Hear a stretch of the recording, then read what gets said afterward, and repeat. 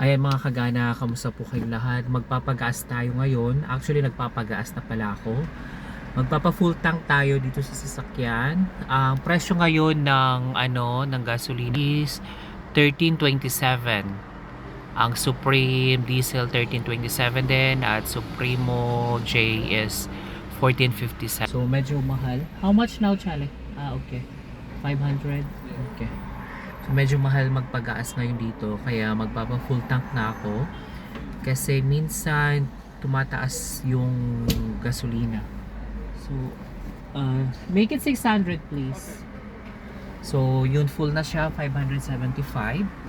So gagawin ko na lang siyang 600 para walang labis, walang kulang. Tapos medyo late na rin ako ngayon sa work ko.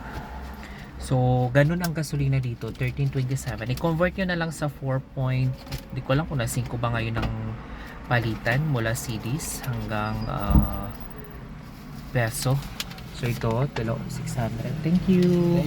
Okay, so ayan, binayaran ko na kasi alis na tayo. May dadaanan pa ako. So, ayun lang po, 600 yung full tank ng sasakyan. Pero hindi pa naman kasi siya totally empty. Meron pang laman. So ngayon is punta na ako ng work. So yun po, mura yung gasolina. Siguro mga 40-50s, 50 plus din siguro yung gasolina dito. So ganun ang presyo ng gasolina dito sa Ghana. 'Di ba? Medyo may kamahalan din, pero mas mahal pa rin siguro sa Pinas. So ayan, papasok na ako ng work. Dinala ko lang si sasakyan ngayon. Ayan. So ayun lang po. Bye.